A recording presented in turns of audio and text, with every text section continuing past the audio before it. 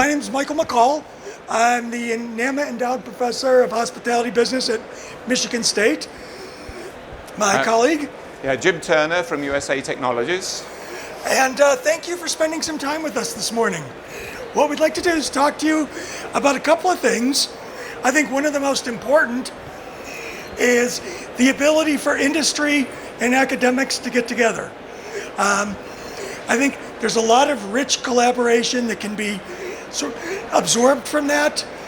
Much of my career has been trying to advance that collaborative part. I do want to give a lot of credit for a lot of what we're doing today to Dr. Michael Casavana, who started this many years ago. 1 or 2 years ago. Okay, and so, again, I am in the hospitality program, and we're going to talk to you about some work that was done in introducing cashless payments. A very interesting topic for a lot of different reasons. I mean, my own, just as an anecdote, personal aside, I was amazed many years ago. Some of the first research I did showed that people tipped more in restaurants when they paid with credit. What an amazing revelation for the restaurant people. Wait staff began getting very excited about that. Yeah, and just a little bit of my background. I've been working with Michael as well. It's more than 10 years, I think, we've been working on this. In my former role at USA Technologies, I was VP of Deployment. And if we go back 5 to 10 years ago, the number one thing with deployment was you had to convince the industry that cashless was actually worth installing. You know, everybody thought at that time it was just an extra cost. It was going to simply cannibalize from cash. There was no upside to it. So I think 90% of the work I did was really on the education side, educating the industry. Today I really work in the analytical area, working with partners like MSU to really take this full circle in terms of letting you know what the real opportunity is for cashless going forwards. Okay, thank you. All right, and so again, the partnership began nearly 20 years ago. MSU began partnering with NAMA through the work largely of Dr. Casavana. There was a strong educational component, and that included an executive education, executive development. 500 graduates have gone through the program, and it's been an opportunity, again, to bring industry together with academics to kind of share what we knew and how we can apply it so that we both benefit from that relationship. So the introduction of USA Technologies to go with the cashless system. I think you might want to say a little bit more about USA Technology for a moment. Yes, I mean, as you all know, USA Technologies is a leader in cashless payments. Today, with our partnership with owning Cantaloupe, of course, we're getting into all the other areas of electronics and data transfer and VMS and piece. But today, we're going to be really talking about the cashless and just how far cashless has gone. And the exciting part is really what we see as opportunity. So at the end of the day, the major take-home message is opportunities we think you can take advantage of. Project overview. This involved working with students. All right, we have students in classes. We bring them together as projects to work with you people. Now here's the exciting thing. Rather than doing make-work projects, which we will often do in our classrooms, we actually go out and find clients. We propose it as, what can we do to work together to solve a business question that's of interest to you, while at the same time providing students with the kind of skills that we think they're going to need. Training these students, it's an interesting word here. Data advocates. Several years ago, I was giving a talk very similar to this, and in the front row was a senior partner with McKinsey & Associates.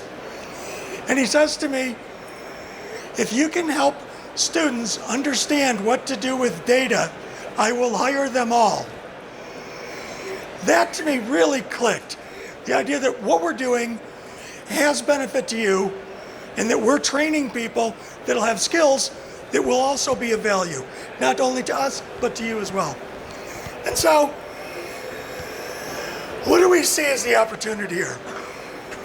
About 4.5 million vending machines out there, of which the number is 75% is cashless? No, actually 25% cashless. I think the latest numbers are just over 1 million machines that have cashless, pure cashless in traditional vending today. So a big opportunity remains. So there's a huge opportunity, just with the idea of going cashless and what it can do for your business. Breaking from this specific piece of research, there's a fair amount of evidence out there which says people spend more in a cashless environment. It's not real money. Walk down the strip. They will teach you about not real money that you'll find out when you get home. And with that, what I would like to do is turn it over to Jim. Yes, what we did at the beginning of the project is we gave MSU a set of data on 250,000 traditional vending machines. We wanted to analyze the data for both cash and credit, so we made sure that they actually had data on both cash and credit data. And we also gave the data to them in looking back over 4 years. So we have records of every single transaction on those machines, and we were able to go all the way back, giving them the history of all those transactions and the sales. What we were doing is we were looking at the sales, and I'll talk again in a minute about this, from month 1 that the machine was deployed out at least 18 or more months. We were trying to understand what happens to machines when they have cashless over time, not just day 1, but what happens after day 1. We were looking at overall sales trends, so we were asking MSU to look at overall sales trends.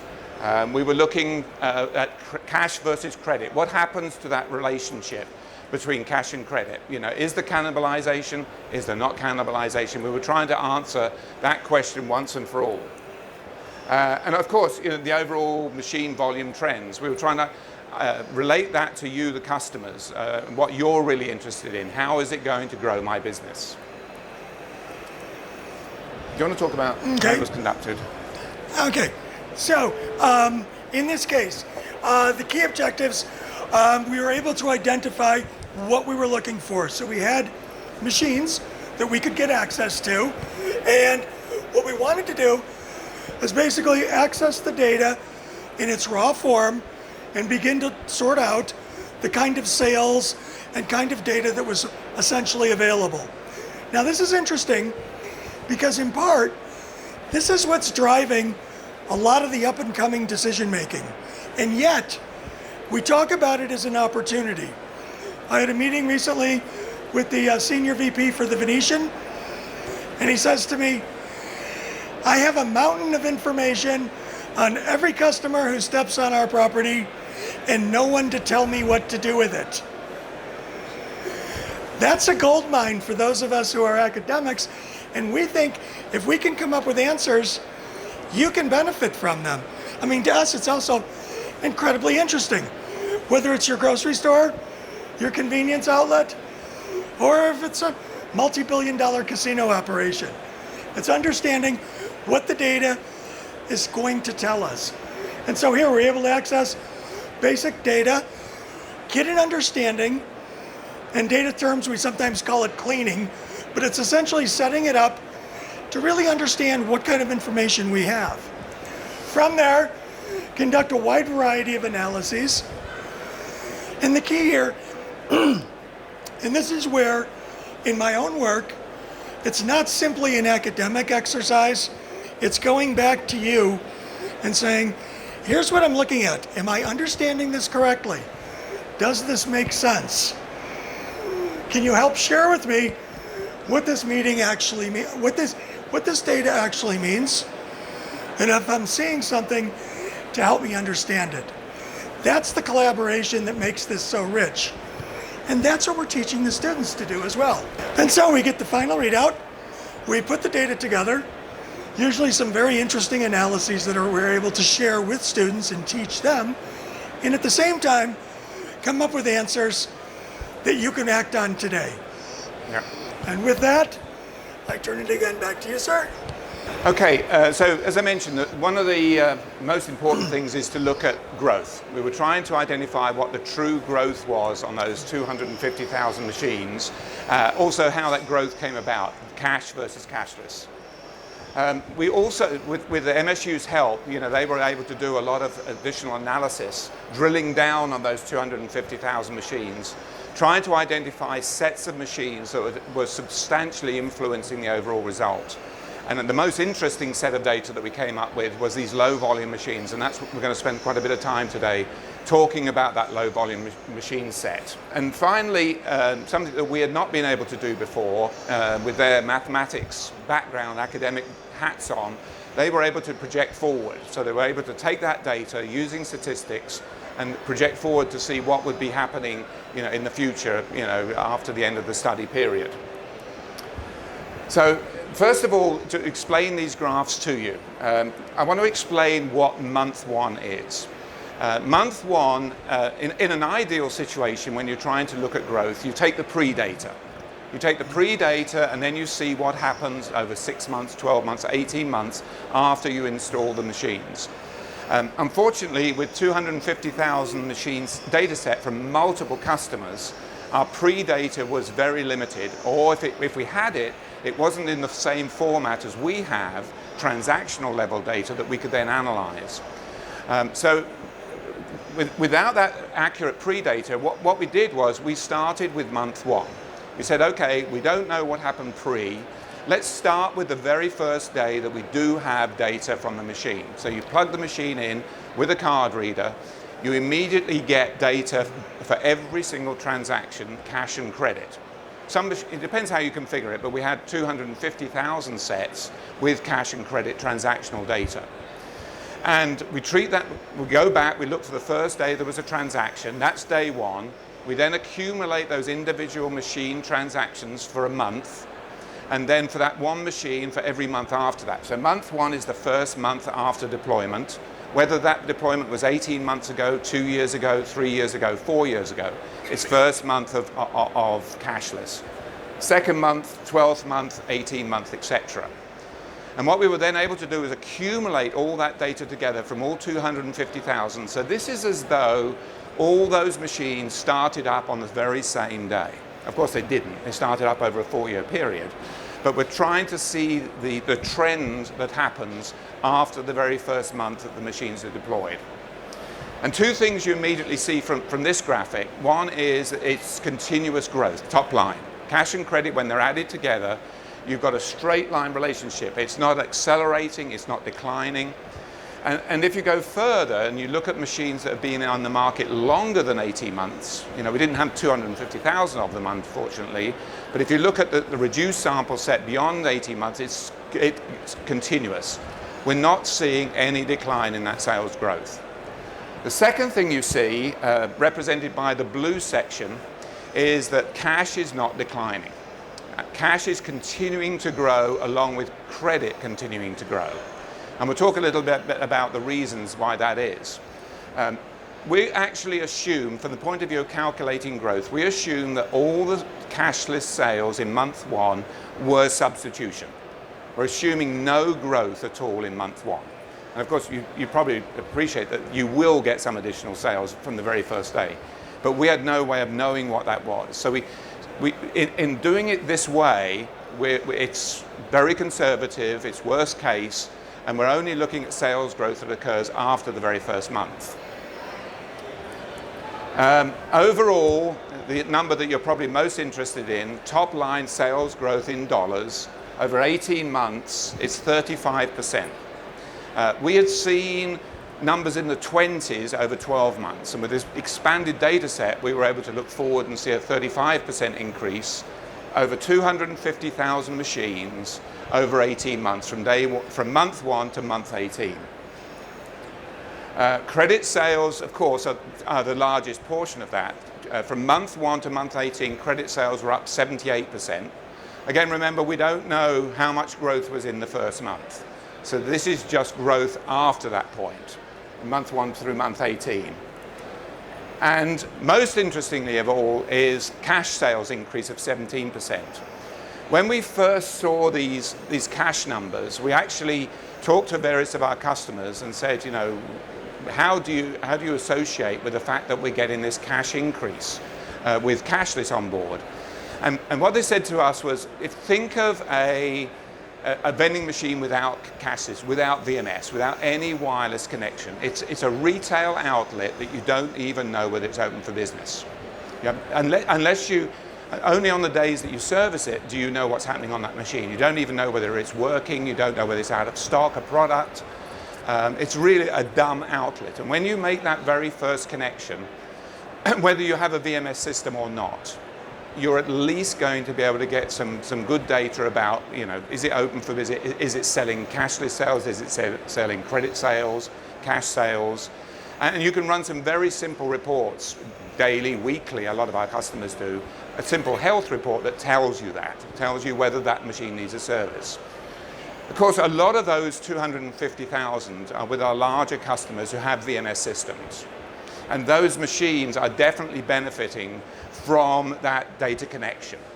Now, a lot of the VMS system, you know, is obviously around operational savings, reducing the number of drivers, trucks, consolidating routes where you get savings. But the other thing that you get as well is top-line lift as a benefit as well. The fact that you're improving the machine, that it's more reliable, that it's not out of stock of product, that you're able to then optimize the SKUs you're selling. Cashless helps with putting higher price items in the machine. All of that benefits the machine as a whole, not just the credit side. Some of that benefits the cash side. And you're seeing that benefit of cash and credit. The second thing we look at is transactions. You know, we're trying to understand where this growth is coming from. And if we look at transactions, you'll see, again, the same thing. You're seeing straight line growth. You're seeing cash transactions growing, credit transactions growing. And it's growing in one of two ways. First of all, you've got existing vending customers, consumers, who are purchasing more often. So think of it in terms of like a service center, call center. They're the type of job they do can be highly stressful, and they like to take short, quick breaks. They've had a bad call, they go to the refreshment area, they make a quick purchase and go back to the desk. You can save a substantial amount of time with a credit card transaction, swipe and go, compared to cash. And they will occasionally do it more often than they were doing before with cash. But the really important piece of this is new consumers. Depending on the channel, you've got a lot of consumers out there who don't have any cash. They've maybe never purchased from vending. They're just not a vending customer. And for a lot of them, the reason is simple. They just don't have cash. It's not a question of they don't want the products you're selling. You know, as you improve the machine, the product is fresh. You know, they're happy to buy the products. They just don't have a means to pay. And this increase in transactions is driving those new consumers. And of course, it's all incremental growth. So we're seeing, we had what, in the mid-30s growth overall in dollar terms. We've got mid-20s overall growth in transactional terms. But increase in transactions is the biggest portion of that growth that we're seeing in cashless. Credit card transactions are the largest at 74%. Cash, same thing. We're still getting a 13% increase in the number of cash transactions because the machine as a whole is benefiting. It's not just the credit card, that cash benefits too. Now, what drivers are driving all of this? Actually, go back. First of all, cashless usage. When I look at a measure to understand how individual machines or channels or types of products are performing, I use cashless usage. If you use dollars, the biggest driver of dollars is the overall volume of the machine. You could be looking at a machine doing $1,000 a year or $10,000 a year. The numbers get very distorted when you look at dollar terms if you're trying to measure growth.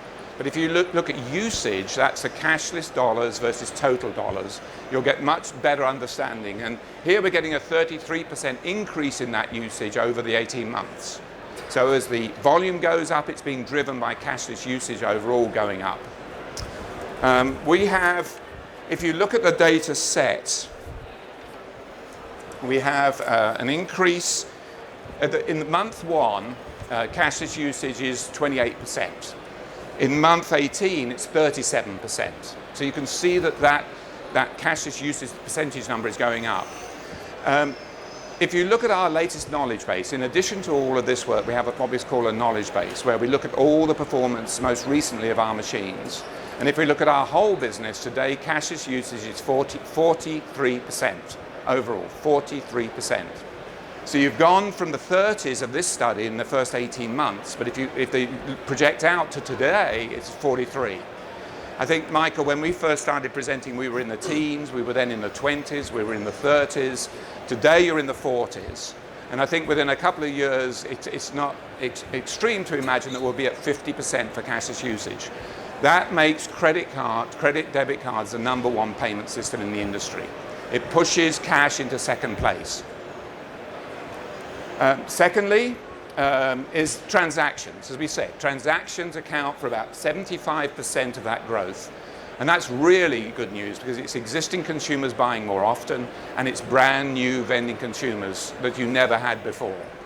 The difference between the two, the difference between the cashless usage number and the transactions is made up, as Michael said, is the golden rule of a credit card.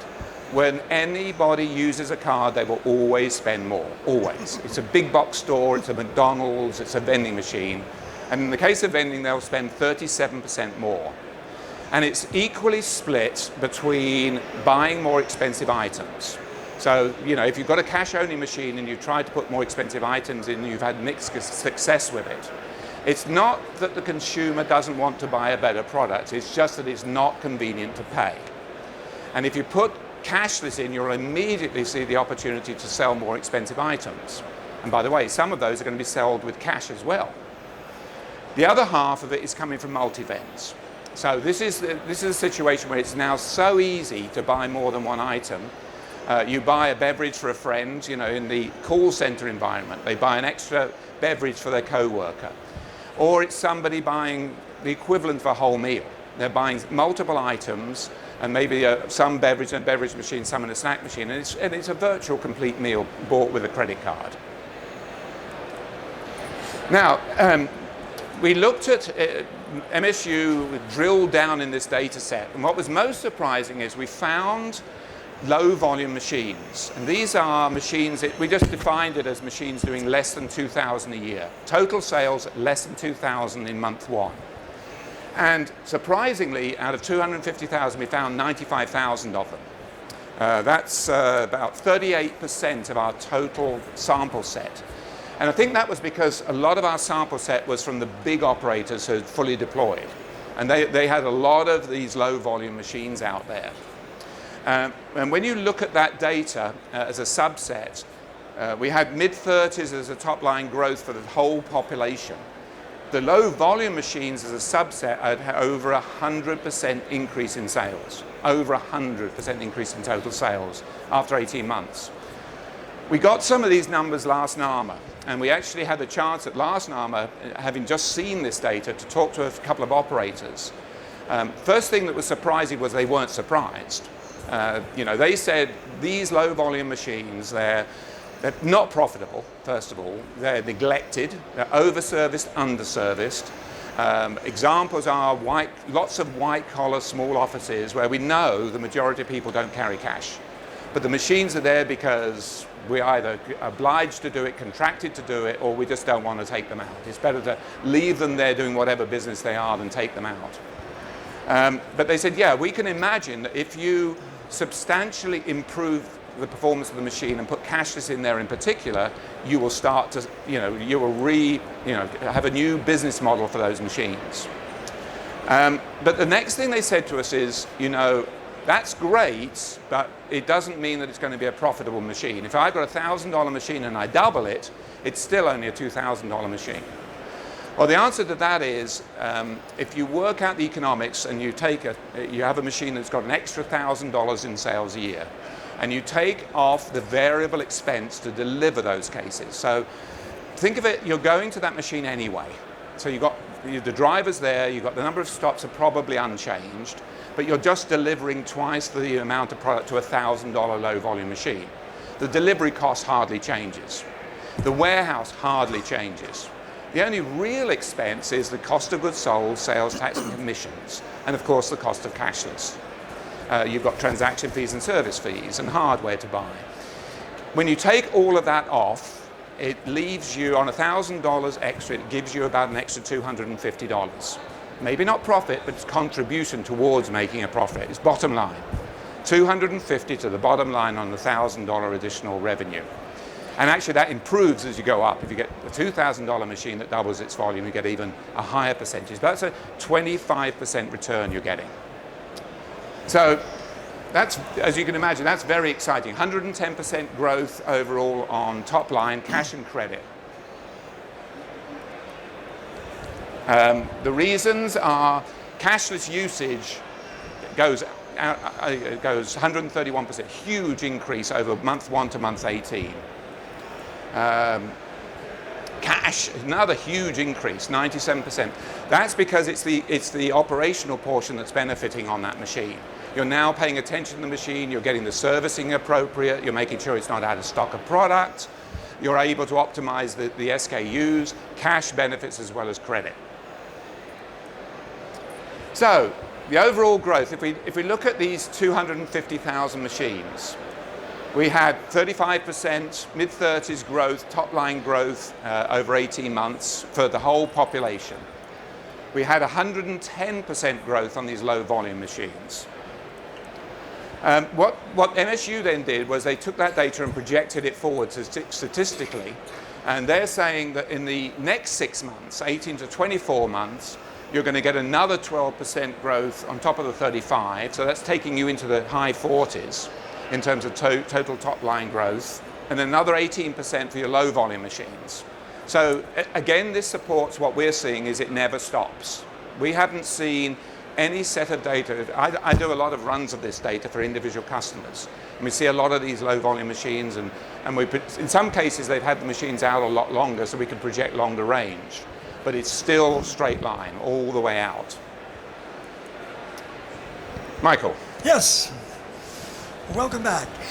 And so at the end, we begin thinking about this as estimated opportunity in the market. This study would have been interesting if we just saw overall growth. But the fact that we were able to dig down into those data sets with the low performing versus the higher performing machines really gives us an extra advantage and more insight. What we see here, 4.5 million machines we estimate, 100% cashless deployment.